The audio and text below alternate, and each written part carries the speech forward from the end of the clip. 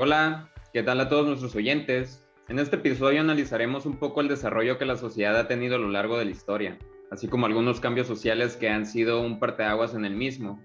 Abordaremos periodos que van desde la premodernidad hasta la posmodernidad y explicaremos un poco la dinámica social que existía en cada periodo en específico.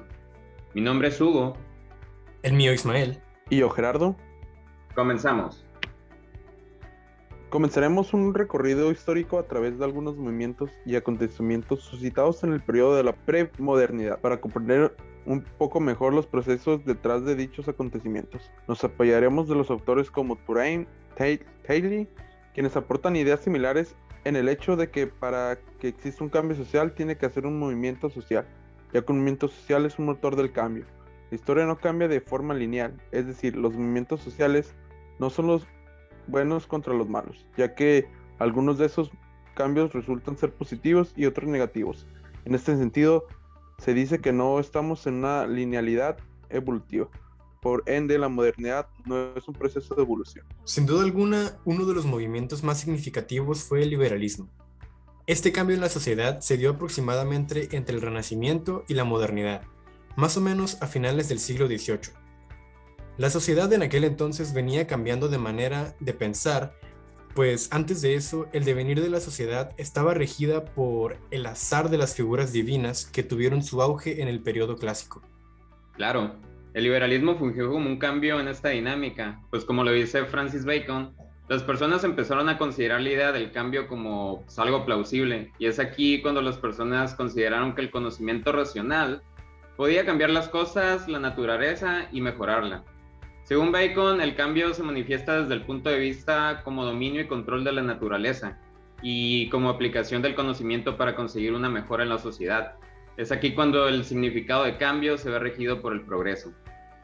Sí, en ese momento el cambio, que era sinónimo de progreso, se convirtió en la nueva idea oficial de la nueva etapa histórica y de la dinámica de la sociedad de ese entonces.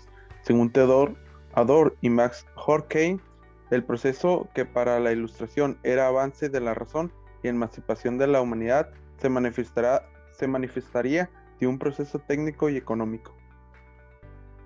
Pero el cambio no favorecería a toda la humanidad, ¿o sí? La ideología de cambio y mejora, entre comillas, favorecía más a los intereses de la clase en ascenso, la burguesía y al sistema económico capitalista que poco a poco se iba extendiendo en Europa, y en aquel entonces ni siquiera hablemos de género, que los más favorecidos eran los del género masculino. Sí, el nuevo sistema de producción era dinámico, creativo y no podía convivir con las estructuras rígidas del antiguo régimen o sociedad feudal. Es por eso que la dinámica cambió. Se necesitaban individuos libres para trabajar con mano de obra y eliminar las restricciones que el orden medieval imponía. Además que surge la Declaración de los Derechos del Hombre y del Ciudadano, que va muy de la mano con lo que mencionaste de que eran más favorecidos los hombres. Y también es cuando el Estado pone en marcha lo que es la protección de los derechos individuales y de la propiedad. Es así que que a mediados del siglo XVIII tiene lugar en la Revolución Industrial. Se llama así a un periodo histórico en el cual ocurrieron distintas transformaciones económicas y sociales. Se estima que dicho periodo duró unos 80 años entre 1960 y 1840. Significó distintos cambios sociales en todo el mundo. La producción en masa por parte de las grandes corporaciones fue una de las principales características que potenciaron la expansión del término. Esto gracias al dominio de la burguesía sobre la economía y lo político, como mencionamos anteriormente, sustituyendo así el poder absoluto de la nobleza y dando el origen de clase social del proletariado. El desarrollo de nuevas industrias como la textil, minera y la producción masiva de alimentos impulsaron el comercio en todo el mundo. Según Mercedes Alcañiz, el discurso de la modernidad se apoyaba fundamentalmente en dos ideas. La primera era la libertad como autonomía, y la segunda era la igualdad. Estas dos ideas permanecieron como valores máximos de la sociedad europea y norteamericana, extendiéndose posteriormente a otras sociedades del mundo en los denominados movimientos de liberación y movimientos sociales de diversos tipos, movimientos que demandaban igualdad con respecto del colectivo que inicialmente lo tenía, hombres blancos y propietarios. Ahora bien, según Wagner, el proyecto de la modernidad incluía a su vez dos discursos contradictorios. Uno de ellos era el discurso de la liberación como posibilidad de autorrealización de cada sujeto en concreto, y el otro era el discurso del sometimiento entre la razón instrumental y la voluntad del poder. Contradicción que, unida a los continuos avances del capitalismo, la producción y el consumo, contribuían a que el progreso estuviera cada vez más centrado en lo económico y en lo material, olvidándose de las viejas aspiraciones referidas al progreso del espíritu de los primeros ilustrados.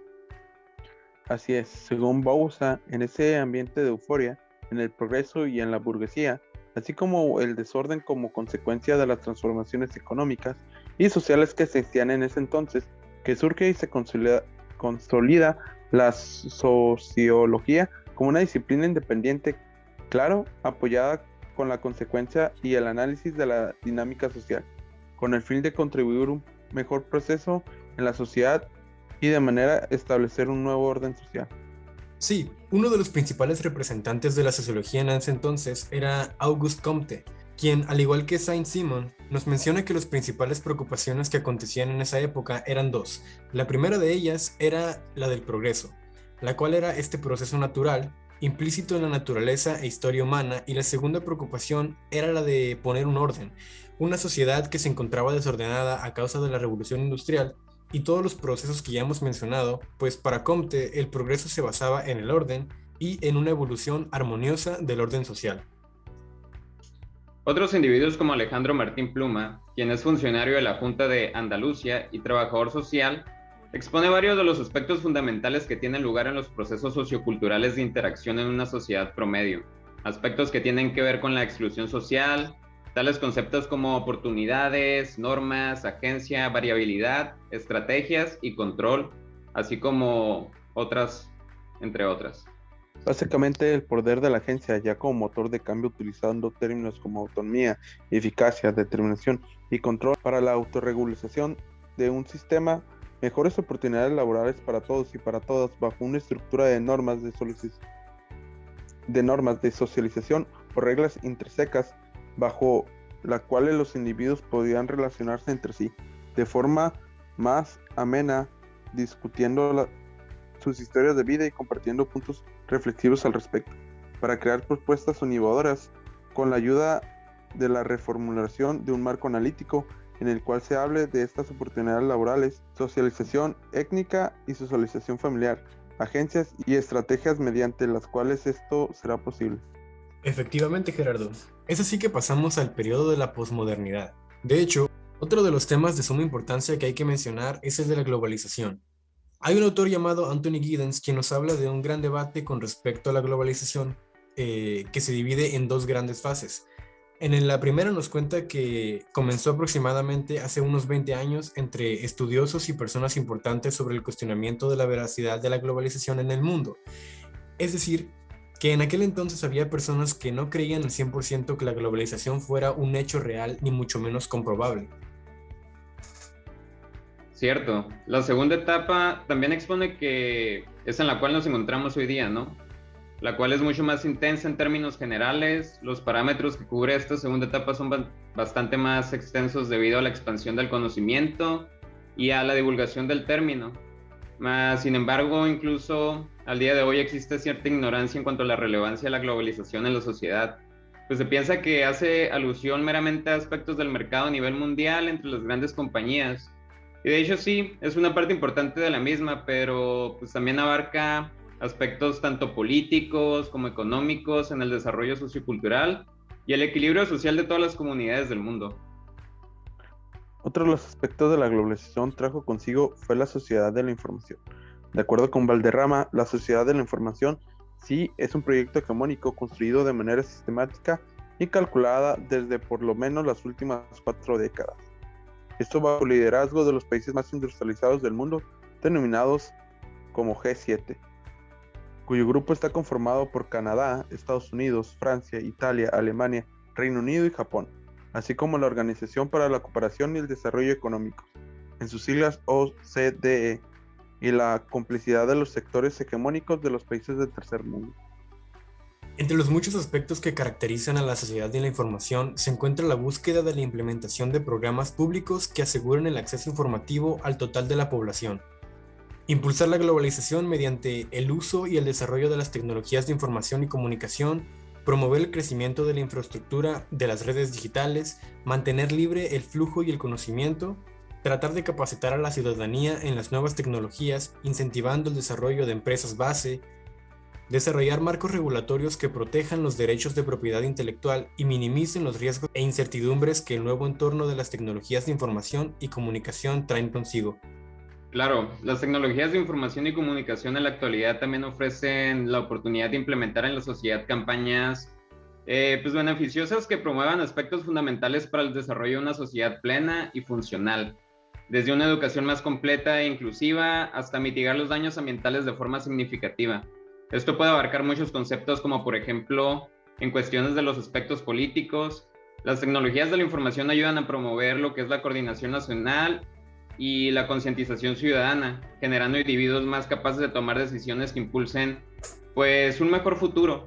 Básicamente el tipo de impacto sociocultural que tengan las tecnologías de información y comunicación en una nación pues dependerá del sentido en el que las utilicen. Como mencionaba Alain Touraine, nos introduce el concepto que se tiene en los movimientos sociales y su asociación con la idea del conflicto. Se refiere a ellos como aquellas conductas colectivas organizadas para luchar con su adversario, haciendo énfasis en las que las orientadas culturales y el conflicto social no deben ser separadas. Touraine hace alusión a los diferentes tipos de movimientos sociales que han tomado lugar en las distintas épocas a lo largo de los años en varios ámbitos.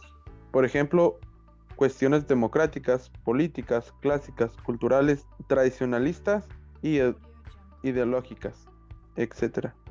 Sí, de hecho, leer a este autor fue de gran ayuda para entender a la concepción de los movimientos sociales en base a la inspiración marxista, resaltando aspectos importantes en la información de dichos movimientos, como la manifestación de contradicciones objetivas de un sistema de denominación, el hecho de que pueden formarse alianzas o convergencias, pero no necesariamente unificaciones que involucraran a un movimiento social y a un elemento del poder del Estado.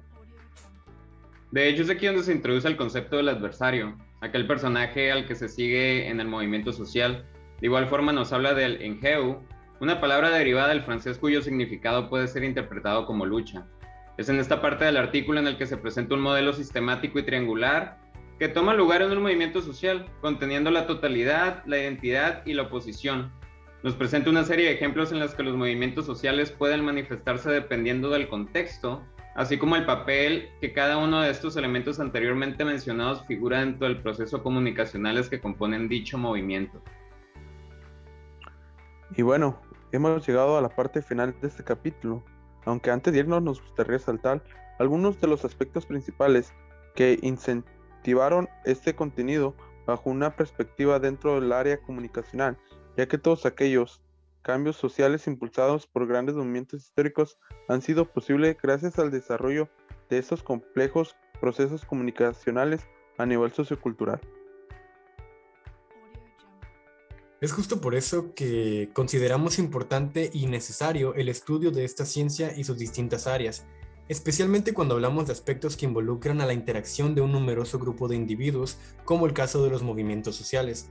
El papel de la comunicación es fundamental para el buen desarrollo del mismo. Por lo tanto, esto contribuye de gran manera a la posibilidad de efectuar un cambio dentro de la estructura cultural de alguna sociedad. Así es. Con todo esto, en mente nos parece importante incitar a la reflexión como futuros comunicólogos y estando regados a una institución académica, en el sentido de que la propia intervención social en relación a propuestas que pudieran contribuir al cambio positivo para el mejoramiento del sistema, ya sea tanto en cuestiones políticas, económicas, sociales, culturales y educativas. Por nuestra parte es todo, muchas gracias por escucharnos y nos vemos en el siguiente capítulo.